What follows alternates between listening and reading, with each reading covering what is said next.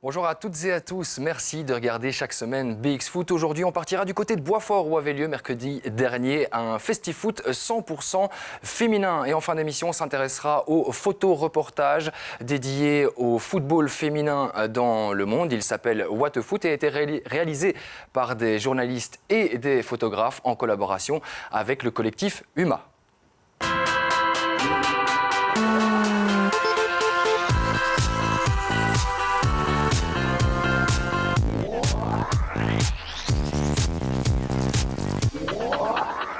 Et pour nous parler de ce festi-foot organisé mercredi dernier du côté de Boisfort, on accueille en plateau Anaëlle Houillard, joueuse du côté d'OHL, ancienne Red Flames et aujourd'hui notamment formatrice des U10. Vous êtes associée aujourd'hui à Alain Pollard, bénévole de longue date du côté du RRC Boisfort et présent lors du festi-foot 100% féminin. Merci beaucoup d'être présents tous les deux aujourd'hui pour nous parler de ce bel événement. Alors Anaëlle, avant de nous parler de ce festi-foot de Boisfort, expliquez-nous brièvement votre parcours parce que vous avez déjà un sacré CV et ça pourrait peut-être tenter des jeunes filles à se lancer. Bah oui, je suis passée par différents clubs, notamment pendant 7 ans à Anderlecht. Puis je suis passée 1 an au Standard pour enfin maintenant être à OHL depuis 2 saisons.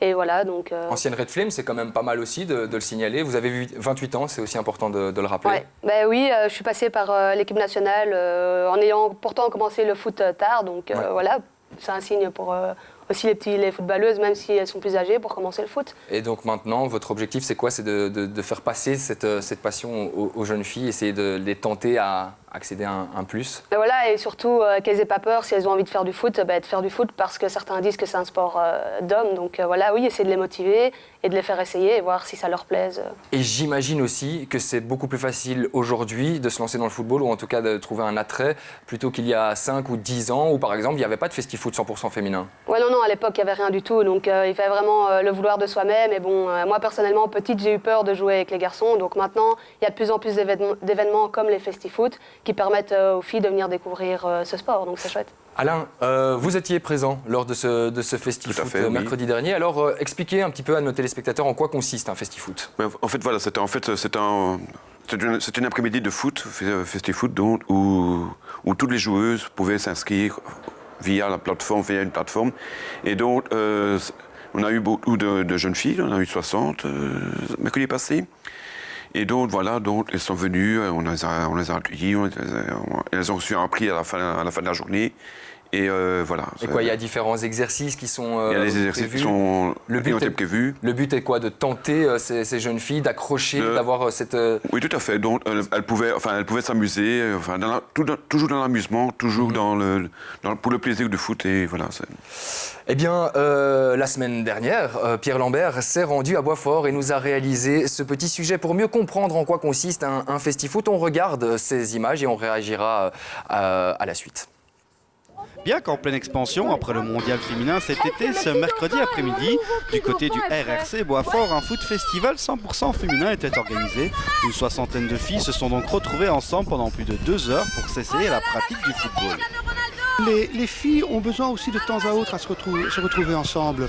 Elles ont une approche, elles ont un langage qui est bien à eux et elles se sentent beaucoup plus à l'aise, surtout dans le domaine du football, quand elles peuvent utiliser leur propre vocabulaire donc sur un terrain de foot. Et ça permet aussi peut-être de prendre confiance en leurs moyens et les joueurs garçons. Les garçons ont parfois tendance à prendre l'ascendant sur les filles et ça ne pourra pas se produire ici. Cet événement, conjointement organisé avec le club de Boisfort, le service sport de la commune et les écoles communales, permet donc de montrer qu'il n'y a pas que les garçons qui savent taper dans la balle, car plus elles commencent jeunes, plus les résultats sont positifs. Les parents sont donc aussi contents de l'organisation de l'événement. Elle a toujours voulu faire du foot parce que son papa faisait du foot depuis des années, donc depuis ses 4 ans, elle a commencé à vouloir en faire. Là, pour une fois, on a voulu voir un peu ce qu'elle donnait sur un terrain avec des amis, avec une équipe, donc... on fait ce qu'il fallait et l'école a gentiment proposé de faire ce cadre sportif entre filles, donc on est venu tester. Je pense que jusqu'à présent ça n'a pas été assez développé et qu'enfin on fait les infrastructures pour que ce soit fait, donc je pense ça super parce que ce n'est pas qu'un foot que masculin. On voit très bien aujourd'hui que les filles se débrouillent aussi, donc Je trouve ça fantastique. Plutôt qu'elle commence le foot, au mieux ce sera. Parce qu'on voit très bien que les jeunes filles évoluent très très très vite. Tandis que les filles qui prennent le foot un peu plus tard, elles évoluent un peu moins vite. J'ai toujours comme exemple le ski. Moi personnellement, voilà, j'ai commencé un peu tard et je vois que je ne sais plus progresser alors qu'il y a des jeunes qui ont commencé des gens qui ont commencé très jeunes et qui peuvent encore progresser même quand ils sont plus âgés, quoi. Au programme des parcours techniques, des ateliers découvertes, des ateliers ludiques avec ballon au pied, mais aussi des matchs et des festi-foot. Ce 2 contre 2 permet aux tout petits d'apprivoiser ce sport. Et pour les grands, il y a aussi du challenge, notamment avec le concours de tir au but. Si toutes les filles semblaient ravies, les dirigeants aussi, car enfin le sud du pays va pouvoir un peu rattraper son retard sur le nord en termes de formation des jeunes. Quand on pense que l'équipe actuellement féminine belge est composée aussi, surtout de joueuses qui sont issues de clubs du côté de la Flandre, je pense qu'on doit faire la même chose à Bruxelles. Il y a un potentiel énorme. Et du côté wallon, bien entendu aussi. Cette deuxième édition du Foot Festival de Boisfort est donc un franc succès. Nous avons pu constater que l'intérêt des jeunes filles envers le football est de plus en plus réel à Bruxelles. Anaëlle, en tant que formatrice, quel est l'avantage finalement de travailler uniquement avec des filles? Parce qu'on a entendu Nicolas Capidis dans le sujet dit elles ont leur propre langage, mais vous, c'est quoi l'avantage de travailler avec des jeunes filles? Mais l'avantage, si je peux parler d'avantage, c'est qu'elles sont entre elles et donc il y a moins de peur, il y a moins de restrictions. Il y a moins de pression voilà, peut-être moins de pression, aussi. Parce qu'avec les garçons, c'est vrai que les garçons, sauf si la fille a vraiment un bon niveau, ils ont tendance à faire des passes qu'entre eux, donc la fille est vite démotivée. Par exemple, j'ai ma petite cousine qui est venue faire un test avec l'équipe que je coach, et les garçons ne lui faisaient pas de passe, et du coup, elle ne voulait plus jouer alors qu'elle adorait le foot juste avant, quoi. Et quel style d'exercice on met en place pour essayer d'aider les jeunes filles à se lancer et qu'elles apprivoisent finalement le football rapidement? Exercice, je pense qu'il faut repartir de la base. Donc une fille, peu importe son âge où elle commence, à 4 ans, 5 ans, 12 ans, 14 ans, je pense qu'il faut vraiment faire les bases du foot, commencer par la technique, les passes, contrôle et compagnie, et puis petit à petit la suite. Donc, comme les garçons en soi, il n'y a pas vraiment de différence. Dans le sujet, une dernière question pour vous, Anaëlle. Nicolas Capidis nous parle aussi de grosses différences entre le sud et le nord du pays. Je vous ai vu faire une petite moue quand il a dit ça. Expliquez-nous pourquoi. Non, c'est vrai. Quand on regarde l'équipe nationale, par exemple, sur 24 filles, il y a peut-être 22 néerlandophones. Donc je pense que de base, on va plus chercher chez les néerlandophones. Et je trouve que c'est dommage parce qu'il y a autant de talents côté Wallonie-Bruxelles et on les prend moins. Donc je pense qu'il faudrait quand même faire quelque chose pour un peu rééquilibrer. C'est quoi, plus de détection peut-être Peut-être les détections et aussi au niveau fédéral, d'aller voir un petit peu de l'autre côté. Moins de lobbying peut-être. Voilà. Je comprends ce que vous voulez dire. Alain, vous avez évidemment pas mal d'expérience dans le club de Boisfort et donc vous avez vu aussi ce changement, cet attrait nouveau pour le football féminin. Pardon. Alors comment est-ce qu'on gère ça, ce nouvel engouement? Mais en fait, du moins à Boisfort, il n'y a pas de souci. Donc, pas maintenant. On voit qu'il y avait effectivement une différence depuis 2-3 ans. Maintenant, au départ, on n'avait pas beaucoup de filles. Maintenant, les filles commencent à arriver. On a tout de même 30 filles en U16 maintenant. C'est la première année où je joue en championnat en U16. En dames, elles sont 20. Donc, les résultats, elles sont plutôt positifs puisque les U16 filles, pour la première saison qu'elles jouent, l'ambiance entre filles, c'est tout de même très positif aussi. Et en dames, elles sont pour l'instant 3e ou 4e du classement sur 12. Donc, ouais, on vous sent ravi et on va l'entendre. C'est le cas aussi de votre président, Marc Raz, qui, vous allez l'entendre, donc est ravi, mais en même temps qui révèle aussi un petit problème au sein du club. Écoutez-le. Les politiciens, la fédération, tout le monde pousse dans ce sens. C'est vrai que nous, on a un peu débuté un peu tard par rapport aux autres clubs, mais voilà, on y a commencé. On a une équipe P2 depuis longtemps maintenant. On a créé maintenant une équipe U16 et vraiment ça nous plaît beaucoup. Et donc on va vraiment essayer de développer le football féminin chez nous à Boisfort.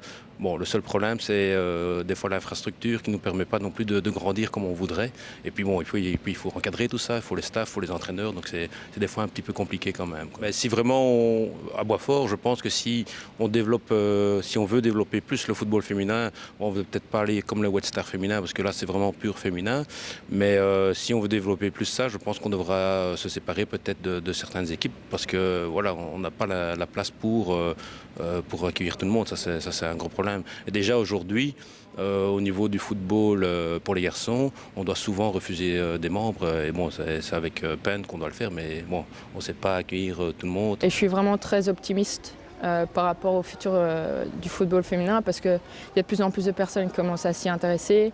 Il y a de plus en plus d'infrastructures aussi disponibles pour les joueuses, les jeunes joueuses aussi.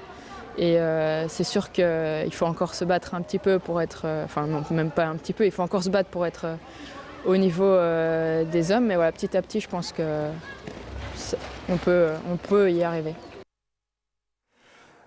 Anaëlle, on vient de l'entendre avec Virginie Nguyen qui est gardienne aussi en P2, mais aussi assistante sportive pour le football féminin. Elle est hyper positive quant à l'avenir du football féminin. Mais est-ce que vous êtes d'accord avec ça ou est-ce que vous, au quotidien, vous ressentez encore quelques barrières ? Il y a encore quelques barrières parce que dans n'importe quel grand club qu'on prend, on voit bien il y a une partie pour les filles. Mais les filles ne sont pas dans les mêmes conditions exactement que les hommes. Donc il y a encore quand même pas mal de progrès à faire. Mais c'est vrai que de plus en plus de personnes s'y intéressent. Et donc oui, petit à petit, c'est en train de prendre de l'ampleur. Il faut qu'on donne encore plus de moyens pour... Oui, c'est ça. Et Alain Marcras le rappelait, il y a aussi toujours ce problème d'infrastructure à Bruxelles. C'est une petite ville finalement avec beaucoup de clubs sportifs. Et j'ai l'impression qu'on tourne un petit peu en rond. Comment est-ce qu'on peut régler ce problème ? Je ne sais pas, déjà. Enfin, on m'a dit, Monsieur le Président, il faut d'abord voir les politiques aussi pour voir s'il y a moyen de faire quelque chose. Maintenant, le problème aussi, à Boisfort, on a tout de même entouré par beaucoup de maisons sociales et de place. Et très peu de place. Nous avons ici à Boisfort 3 terrains. Ils sont occupés du matin au soir, enfin pas du matin au soir, mais enfin à partir de 16h jusqu'à 23h.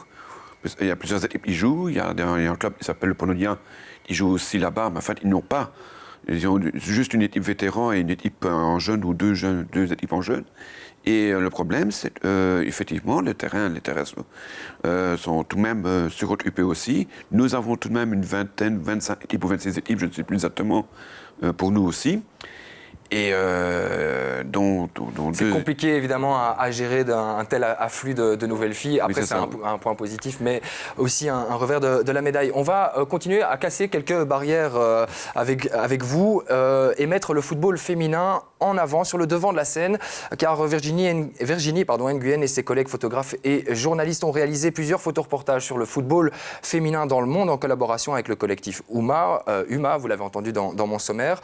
Alors, je vous propose tout simplement d'écouter Virginie Nguyen à propos de ce beau projet. C'est un projet qui a commencé il y a plus d'1 an maintenant, via l'initiative de Frédéric Boès, qui est donc un des photographes du collectif UMA, dont je fais aussi partie, et qui a décidé de faire un reportage sur une équipe de la BBFL, les Red Cooks, pour voir un peu comment des femmes jouent au football, est-ce que ça leur apportait dans leur vie. Et puis après, il a décidé de travailler aussi avec Laure de Rennes, qui est notre rédactrice du collectif UMA. Et petit à petit, ils se sont dit pourquoi s'arrêter au football féminin en Belgique. On pourrait aussi étendre un peu cette idée partout dans le monde. Et au fur et à mesure qu'on va faire des recherches sur des équipes de foot un peu partout dans le monde, on a appris plein de choses, comme quoi le football, c'était un sport qui permettait aux femmes de pouvoir s'émanciper dans leur société, de prendre confiance en elles. Et en fait, ça a toujours un impact sur leur vie sociale et leur statut en tant que femme dans leur société. L'objectif, c'est de montrer que non seulement le foot, c'est un sport qui n'est pas seulement pour les hommes, mais c'est aussi un vecteur d'émancipation, d'affirmation au sein de sociétés parfois très patriarcales. On s'est dit, on aimerait faire quelque chose de mondial, donc il nous faut des histoires un peu partout, au moins sur chaque continent. Et donc chacun de notre côté, on s'est dit, par exemple, moi je m'intéresse plus à l'Europe, ou au Proche au Moyen-Orient, ou à l'Afrique. Et chacune de notre côté, on a cherché des histoires, on a cherché aussi des associations qui s'occupaient de football pour les femmes, etc. Et après, on a proposé à tout le groupe les histoires qu'on avait trouvées, on a fait une sélection. Quand on est sur place, on voit déjà ce que ça apporte aux jeunes filles. Par exemple, moi j'ai été en Inde pour faire un reportage sur une équipe, sur des jeunes filles qui jouent au football dans le Jharkhand, qui est un état d'Inde qui est vraiment pauvre, un des plus pauvres de l'Inde. Et avec la journaliste, donc Sabine Verest, on s'est vraiment rendu compte à travers leurs témoignages tout ce que ça pouvait leur apporter. Donc c'est-à-dire que c'était un programme qui alliait football et éducation. Donc grâce à ça, elles pouvaient continuer leurs études. Elles commençaient à avoir une certaine confiance et aussi une certaine indépendance face à la société qui les forçait à se marier très jeunes, et donc ça implique aussi des maternités précoces, et tout ça, ça a un apport vraiment positif à ces jeunes filles. Donc c'est pas non seulement qu'on voit une évolution, mais on voit au fait directement ce que ça peut leur apporter dans leur vie. Anaëlle, vous me l'avez dit avant l'émission, vous l'avez vu ce photoreportage, qu'est-ce que vous en avez pensé brièvement? Oui, non, je l'ai vu et j'ai trouvé ça vraiment très enrichissant en fait, de voir dans les différents pays comment le foot était perçu, comment les filles percevaient ça. Et donc, et elles ont fait des photos super belles. Donc, justement, on va regarder quelques images qui nous ont été livrées par le collectif UMA. Vous comprendrez tout de suite mieux en quoi consiste ce projet de grande ampleur. Prepare, Clore, hey! Agna, met foco. Abre, Clore, pure papel. Hedra, hed. Para.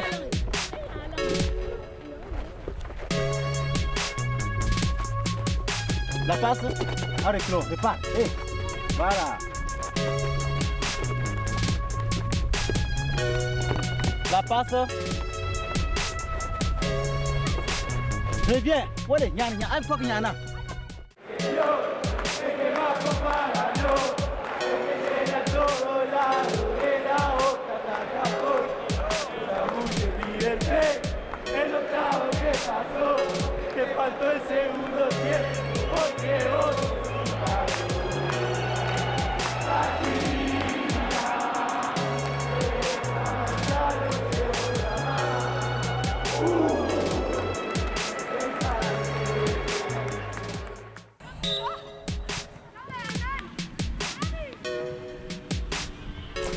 Anaëlle, quand on voit ces images, on se dit que c'est finalement c'est un travail d'éducation, et ça rejoint un petit peu votre travail aussi que vous faites sur le terrain, non?